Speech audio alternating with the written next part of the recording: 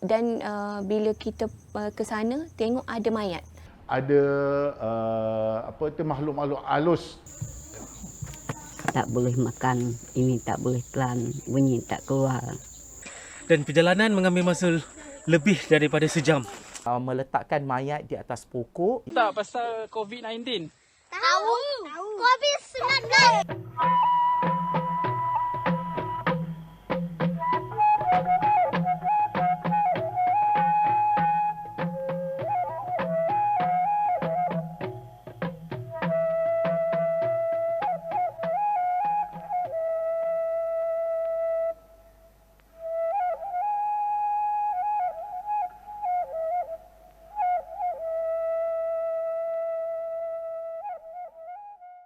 Aduh sari jam tanyung ja, aduh sari jam tanyung ja, aduh sari jam tanyung. Kekayaan biodiversiti Malaysia terlihat dari wajah-wajah unik ini. Mereka berasimilasi dengan alam tanpa merasakan itu merupakan satu hukuman kerana masih ramai yang jauh dari modernisasi. Merekalah orang asli etnik Batik yang berjumlah 1,648 orang. Jumlah yang sedikit ini sebenarnya memberi impak tersendiri jika mereka lenyap dari bumi tercinta ini.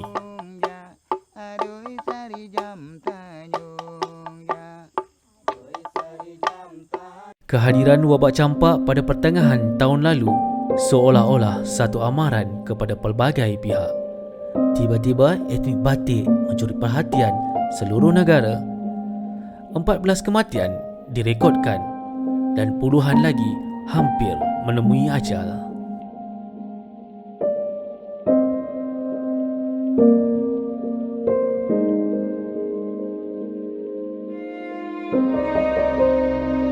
Saya berasa terpanggil menjejak insan pertama yang merungkai dan membongkar kematian misteri yang menimpa etnik Batik kampung orang asli Kuala Koh, Gua Musang, Kelantan. Okey, masa mula-mula saya tahu tu, masa tu Hari Raya Aidilfitri. Masa tu saya kat kampung dan saya dapat gambar menerusi WhatsApp lah daripada Ustaz Fazli. Dia bagi gambar mayat orang asli yang meninggal di tengah-tengah hutan, yang dah 2-3 hari macam itulah, dah meninggal 2-3 hari. Jadi masa tu saya masih kat kampung dan esoknya saya terus ke Gua Musang dan bagi tahu OC. Jadi saya pun terus ajak OC ke sana untuk tengok sendiri betul ke tak mengenai kejadian tu. Dan kita orang pergi sama-sama, memang masa tu kosong. Dia punya perkampungan tu kosong, tak ada orang pun. Memang sunyi je. Lepas tu ada polis bantuan kat situ kata dia orang semua dah berpindah ke dalam hutan. Dan dia ada buat bansal lah kat dalam hutan tu. Kita orang pergi. Memang ada satu perkampungan baru kat situ. Dan bila kita ke sana tengok ada mayat. Memang betul, ada yang baru dalam setengah jam meninggal dunia masa tu. Dan dia adalah orang yang ke-12 meninggal dalam kejadian Kuala Koh tu lah.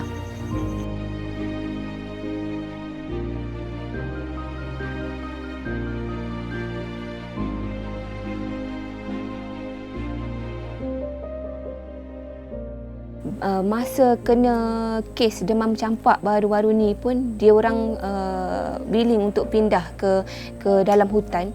Dan bila kena pula wabak macam ni, dia orang mungkin rasa takut sebab benda tu dalam jangka masa yang dekat berlaku.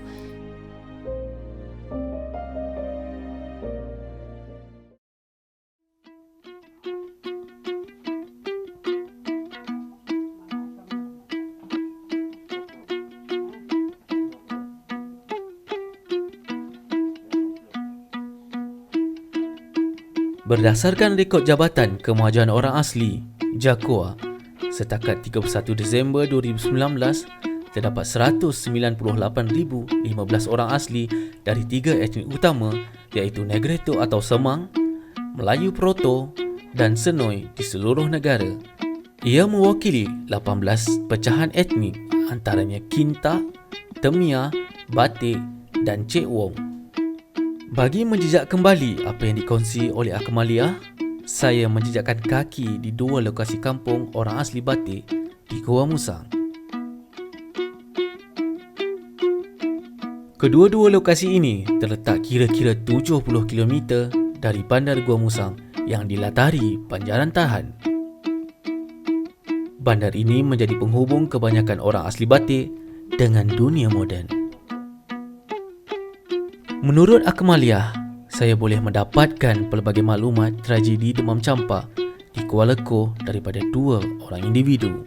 Boleh cerita tak macam mana keadaan mula-mula suasana waktu pertengahan tahun sudah menyebabkan kematian 14 kematian berpunca daripada sakit campak kat sini? Sekarang hari tu dia mula-mula orang dia tok dulu yang mati. Tapi seorang tu dia macam kita orang kampung tu dia takut, dia memang dia lari dalam hutan.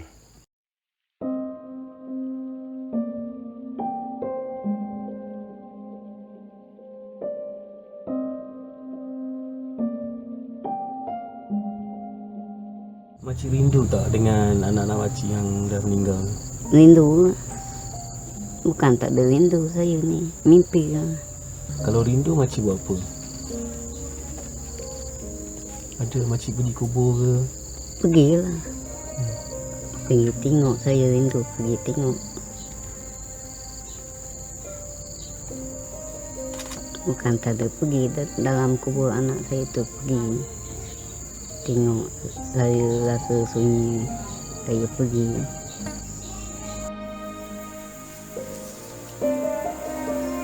Wajah pilu Somnyai menyebabkan saya merasa terpanggil untuk menjejak tanah perkuburan yang menyembahkan anak-anak dan cucu-cucu wanita tabah ini.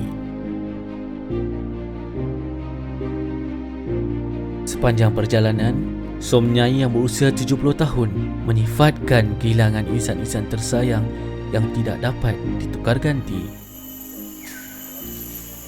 Somnyai kelihatan hampir menitiskan air mata setiap kali menyebut nama 3 orang anaknya dan 2 orang cucunya. Jadi sekarang ni kami sudah tiba di tanah perkuburan orang asli Kuala Lekoh. Seperti yang sedia maklum, 14 individu orang asli di sini meninggal dunia kerana campak dan 5 daripadanya adalah merupakan ahli keluarga Cik Som. Mari Cik Som, kita tengok dalam Cik Som.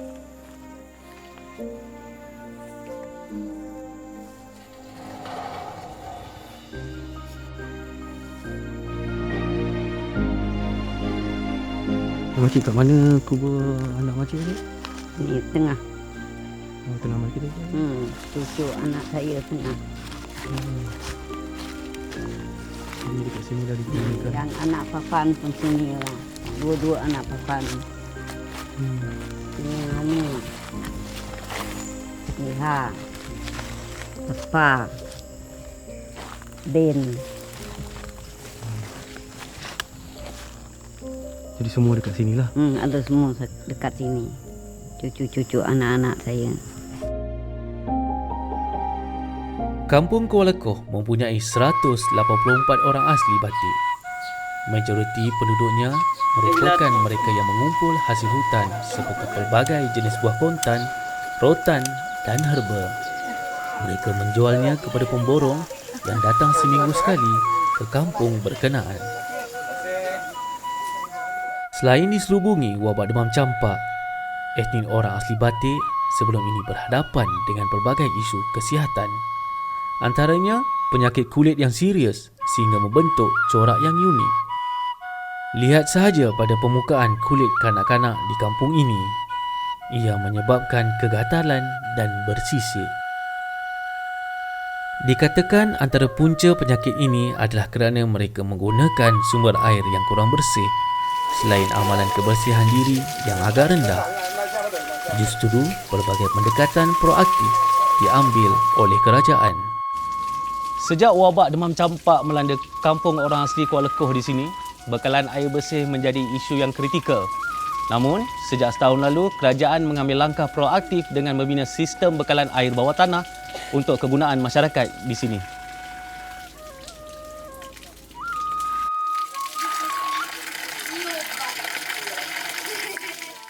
Selain bekalan solar, penggunaan sumber air bersih terawat banyak mengubah landscape kehidupan penduduk di sini yang masih lagi setia dengan struktur binaan rumah daripada bahan seperti buluh dan pelbagai jenis pokok.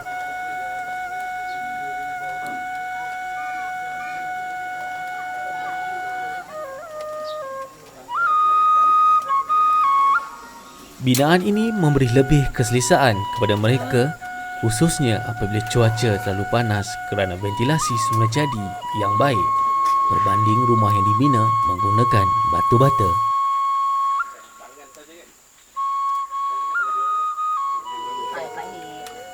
Saya tinggalkan kisah Somnyai kerana saya perlu bertemu empat mata dengan orang penting di kampung Aring 5 selepas mendapat perkabaran orang asli Batik kembali ke hutan.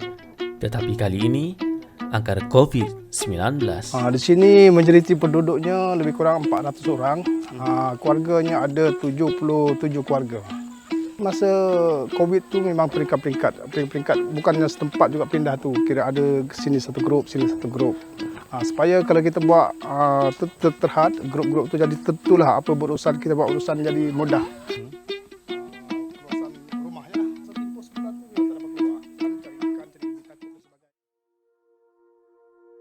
Disember tahun lalu, dunia dikejutkan dengan penularan virus pembunuh yang dikenali sebagai COVID-19.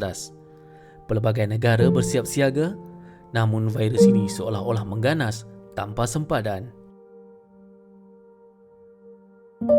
Malaysia mula menerima tempiasnya bermula pada 24 Januari tahun ini sehingga memaksa kerajaan melaksanakan Perintah Kawalan Pergerakan PKP pada 18 Mac lalu dalam usaha memutuskan rantaian penularan virus yang berasal dari Wuhan, China. Sehingga kini, virus tersebut masih belum ada penawarnya dan Malaysia merekodkan lebih 9,000 jangkitan dan 125 kematian.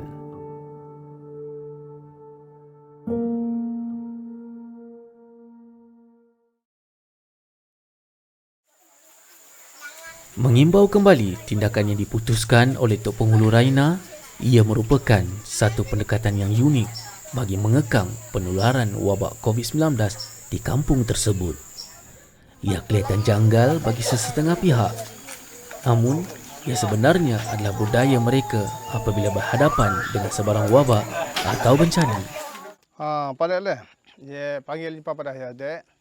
Sebab dia bincang sikit sebab dia kerja maklumat juga daripada kerajaan. Jadi dia bagi sikit ke hari dek supaya dia akan penyakit COVID. Penyakit COVID dia sama dengan tahu penyakit COVID. Dia dengan satu dunia penyakit COVID paling baru sekali ke dunia. Yang tahu dia dan kira go batek nak belanak pun daripada COVID dia terlibat belakang. Jadi masa dia akan peluang. Umpam ia berehat, awak kena bahawa masa dia peluang, sekolah pun cuti, membebas bak banal pun yang boleh, mana kerajaan tetapkan PKP, mana dia peluang. Dia jeng telefon dia, ia pidang dia arahan Perdana Menteri, mana masa PKP, perkataan dia, boleh tak? Perkataan kom dia. Untuk melaksanakan Perintah Kawalan Pergerakan. Mulai 18 Mac 2020, iaitu lusa. Hingga 31 Mac 2020 di seluruh negara. Mana kena patuh lah yang kerajaan kena hentun mana dadek ikan bebas. Mana ikut undang-undang kerajaan kena patuh.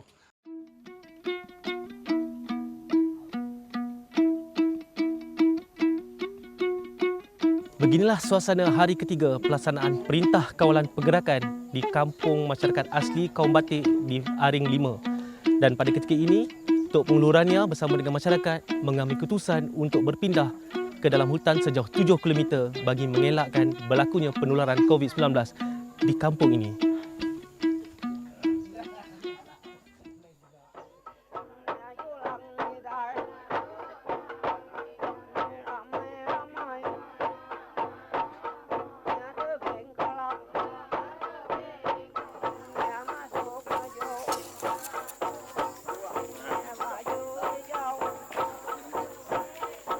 Selepas mendapat arahan Tok Penghulu, penduduk kampung bersiap meninggalkan kampung halaman.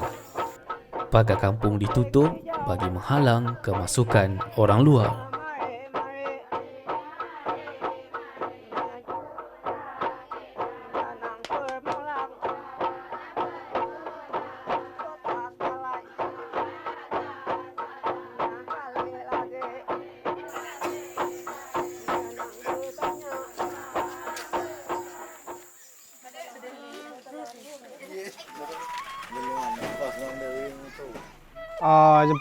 Pajuk dek juk berhati lah jaga keselamatan. Pajuk dek ngok cara bered sebab dia kan lewat melata lagi bahasa asing mana pangok kumpul hadun dap. Bismillahirrahmanirrahim.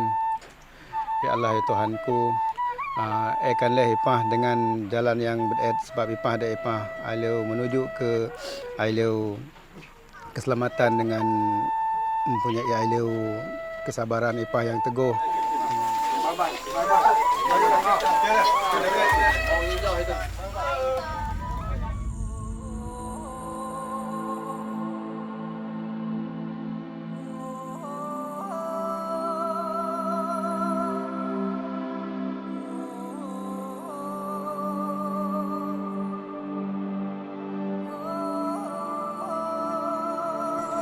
Okey, ketika ini saya berada separuh perjalanan ke lokasi perpindahan masyarakat orang asli Batik dalam usaha untuk menghindari jangkitan COVID-19 di sini.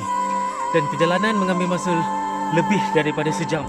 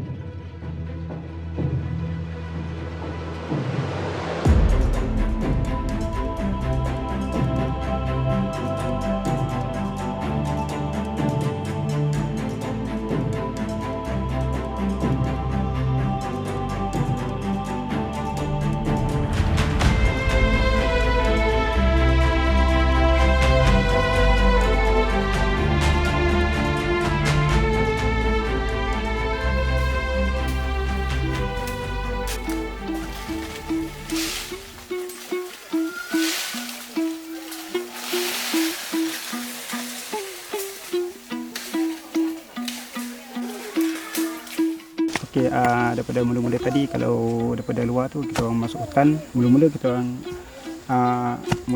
bersihkan kawasan dulu untuk inilah untuk tapak kemah ni. Lepas kemudian kita orang cari macam ni cari api apa semua untuk nak bakar api sebab apa nak masak air apa semua untuk makan lah.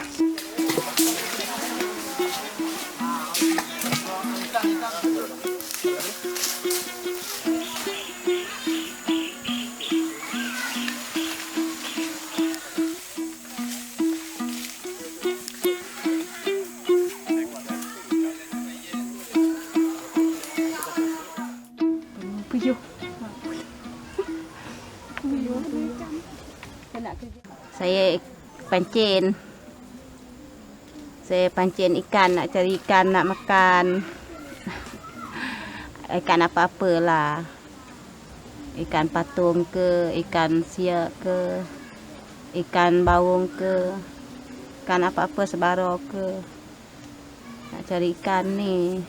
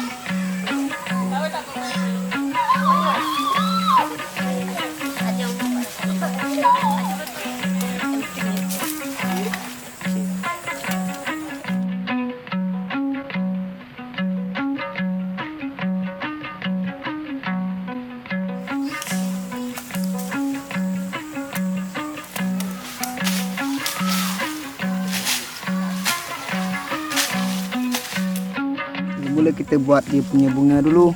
Lepas tu kita cari ranting-ranting. Tu kalau kita nak hidupkan api ni, kita kena ada ranting macam tu.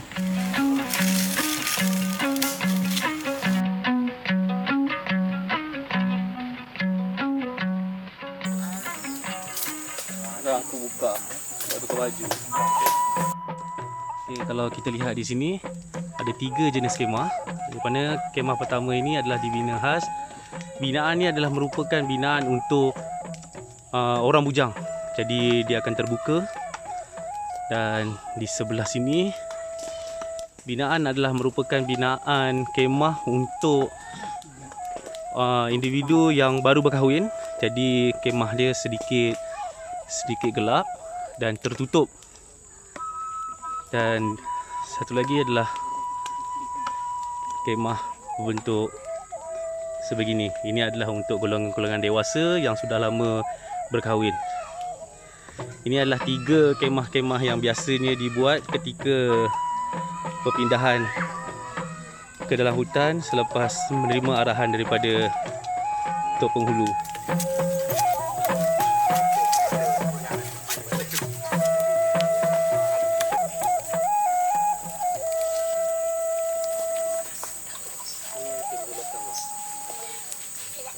Okey, sekarang ini adalah proses untuk memasak. Kita akan masak nasi dalam buluh beserta dengan beras, pucuk paku, dan ini adalah proses untuk menyediakan tempat memasak.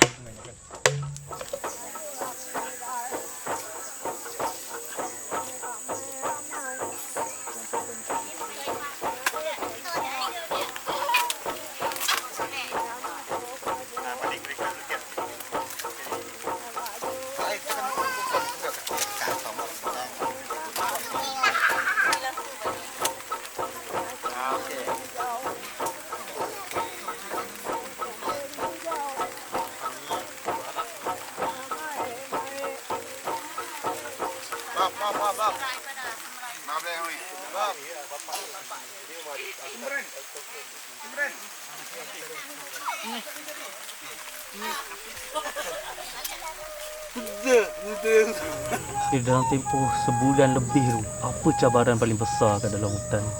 Mungkin ada tembung binatang buas ke, ataupun nak mencari ikan-ikan. Adalah, ada juga seperti gajah ke beruang, adalah. Kami pernah terserempak, tapi keadaan biasalah. Kami fikir biasa je lah, sebab dah biasa macam tu dalam hutan kan. Beruang apa, harimau semua. Kami ingat macam dulu lah, macam orang tua dulu. Aduh sari jam tanyung ja, aduh sari jam tanyung ja, aduh sari jam tanyung ja, aduh sari jam tanyung ja. Cawe manau jero kau tulang bisen ye, cawe bun beringking tulang bisen ye, cawe atau beringking tulang bisen ye, cawe bun beringking tulang ye. Oh besen, oh besen, oh besen, oh besen. Aduh sari jam tanyung ja, aduh sari jam tanyung ja. Sari jam tanyung ja, aduh sari jam tanyung ja. Oh besen, oh besen, oh besen, oh besen. Oh besen, oh besen, oh besen, oh besen. Oh besen, oh besen, oh besen.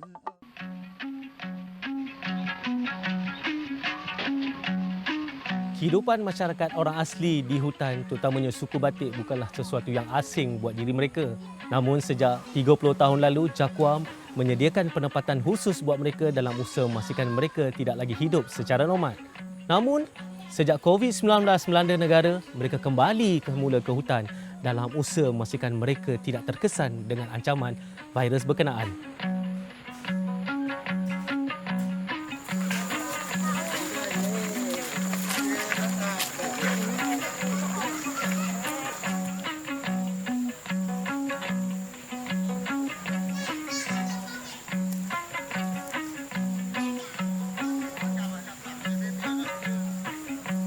Selepas lebih sebulan berada di hutan, mereka kembali semula ke kampung halaman setelah lengkungan COVID-19 berjaya diratakan oleh Kementerian Kesihatan Malaysia.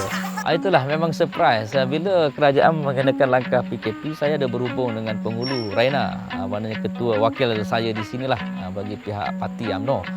Dan saya sangat terkejut bila mana penghulu Raina menyebut bahawa rakyat dia tak ada dalam perkampungan, lari masuk hutan. Saya tanya kenapa masuk hutan? Dia kata itu sebagai langkah, kata berjaga-jaga untuk mengelak daripada terkena jangkitan virus COVID-19. Wow, kata memang surprise lah. Selepas 2 minggu lebih mereka duduk dalam hutan, maknanya Tok Ngulu Raina juga memaklumkan kepada saya bahawa masyarakat dia sudah keluar semula ke kampung, dan dari situlah kita mula kata selaraskan bantuan-bantuan dan bantuan makanan dan sebagainya.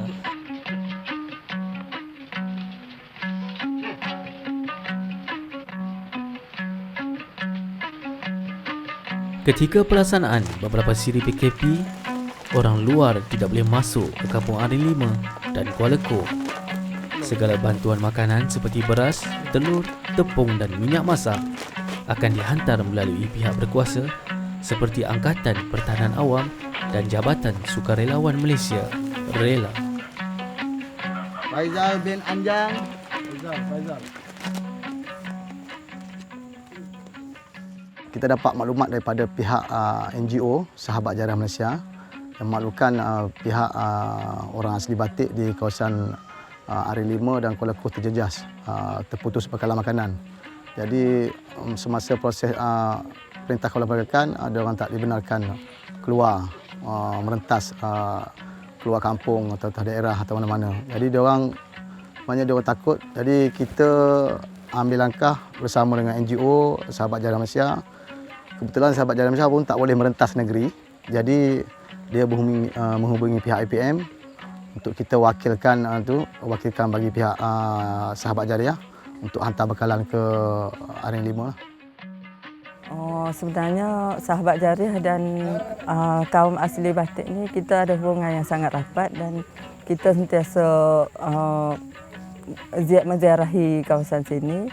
Jadi apabila berlaku pandemik COVID-19 baru-baru ni, kita telah dihubungi oleh wakil daripada sahabat kita kaum batik di Kuala Lekoh dan Aring 5, menyatakan mereka ini mengalami sedikit kesusahan, terputus bekalan makanan dan tidak dapat keluar untuk mendapatkan makanan dan bekalan lain daripada luar.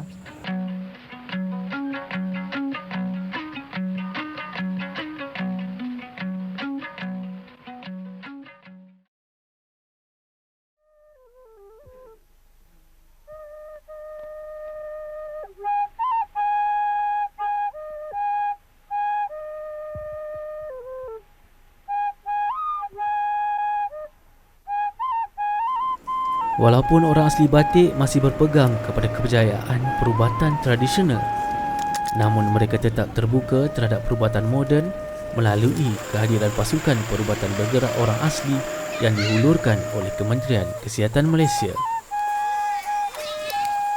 Walaupun jauh di dalam hutan, para doktor dan jururawat ini tetap berpegang teguh untuk memberikan perkhidmatan yang terbaik demi kesihatan orang asli batik. Assalamualaikum. Saya Dr. Suraya daripada KK Aring lah. Hari ini saya nak bagi tahu sikit pasal pemakanan seimbang lah untuk kanak-kanak.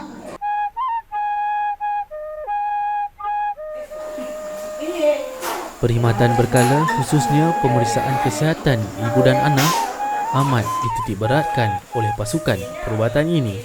Isu malnutrisi dan penyakit berjangkit merupakan isu kesihatan paling dominan dalam kalangan penduduk kampung Aring 5 dan Kuala Lekoh. Jadi melalui tim bergerak orang asli ini, melalui klinik kesihatan Aring, kita ada menyediakan pelbagai skop kesihatan. Contohnya macam rawatan pesakit luar. Kita ada menyediakan rawatan kesihatan ibu dan anak, maternal child health. Kita ada menyediakan rawatan imunisasi mengikut pada umur kanak-kanak. Kita ada menyediakan pendidikan kesihatan. untuk melalui tim bergerak orang asli ni. Mana-mana kesihatan, isu-isu semasa kesihatan, seperti sekarang ni kita ada cerita pasal COVID. Last year kita ada cerita pasal wabak campak ataupun measles. Okey, abang tanya COVID. Tahu tak COVID? Tahu. Bahaya tak COVID? Bahaya.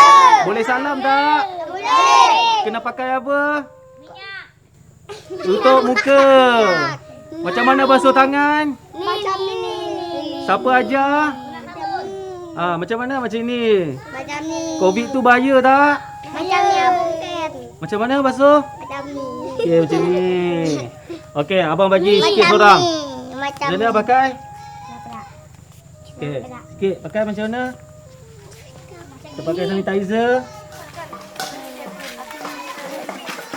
Ketika berlangsungnya PKP, sekolah projek kelas khas orang asli Batik atau ProKhas di kampung ini ditutup. Lantas mengambil alih peranan guru sekolah tersebut ialah 4 gadis batik ini.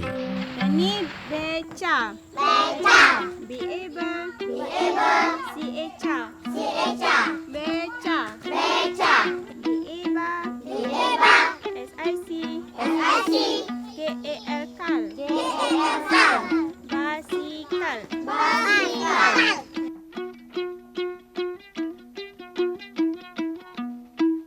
Jadi kita buatlah kelas tambahan dekat kampung untuk nak belajar budak-budak supaya diorang lebih pandai, lebih mendapatkan banyak ilmu. Jadi kami rasa sangat sangat bersonok dekat sini. So kami dapat belajarkan adik-adik. Pentinglah sebab pelajaran tu penting bagi kita sebab itu untuk masa depan kita. Alif. Alif. Ba. Ba. Ta. Ta. Sa. Sa. Jim. Jim. Ha. Ha. Ho. Ho.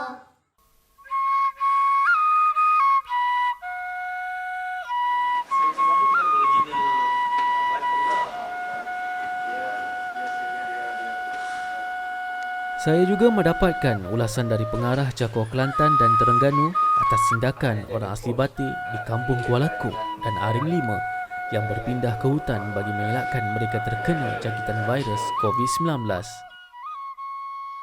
Ini berikutan tindakan unit tersebut ternyata menarik perhatian pelbagai pihak dan mereka bertindak demikian kerana bimbang pisang berbuah 2 kali seperti kejadian demam campak di Kuala Kuk. Bila pengalaman yang terdahulu menyebabkan mereka ini rasa dibimbangi lah seperti mana yang pernah berlaku sebelum pada itu.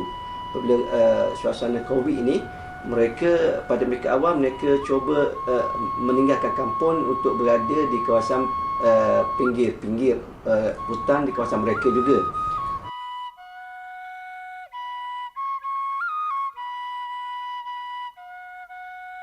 Tetapi apabila pihak Jabatan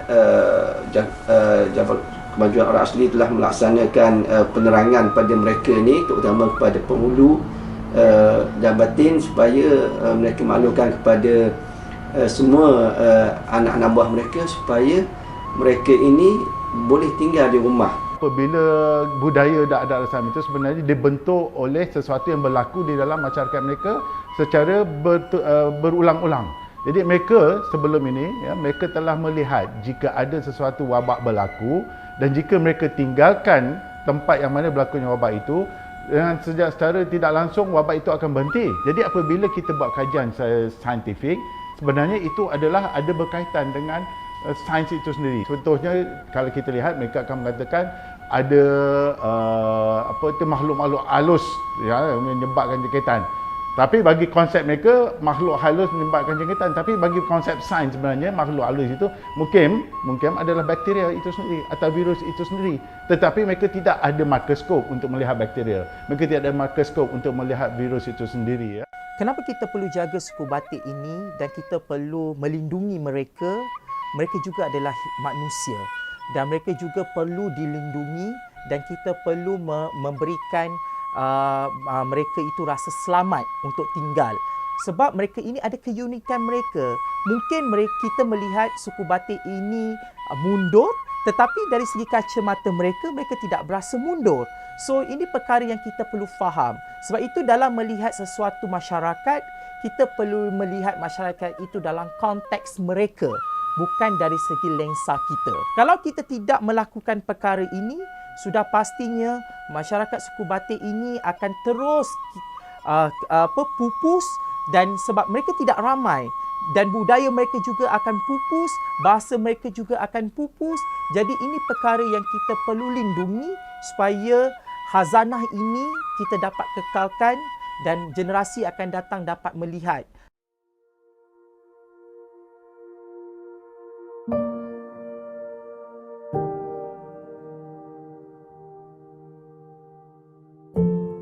Ternyata usaha menjejak orang asli batik di perkampungan mereka di Kuala Lekoh dan Aring 5 membuka mata dan minda saya tentang cara hidup dan budaya etnik tersebut ketika berhadapan dengan isu semasa. Mereka kembali ke hutan bukan kerana tanpa sebarang alasan konkret, namun nenek moyang mereka mengajar agar sentiasa berinteraksi dengan alam supaya budaya tersebut tidak luput ditelan zaman. Ketika dunia berkurung di rumah angkara COVID-19, masyarakat orang asli kaum batik mempunyai cara yang unik dan tersendiri melawan coronavirus. Mereka kembali menghidupkan amalan nenek moyang dengan kembali ke hutan Nun di tengah-tengah Banjaran Tahan, dan kini mereka kembali semula ke perkampungan. Kanak-kanak kembali bersekolah dan golongan dewasa kembali mencari rezeki demi sesuap nasi. Dan ini adalah syurga masyarakat asli kaum batik. Dan mereka tidak pernah berputus asa. Yekan putus asa.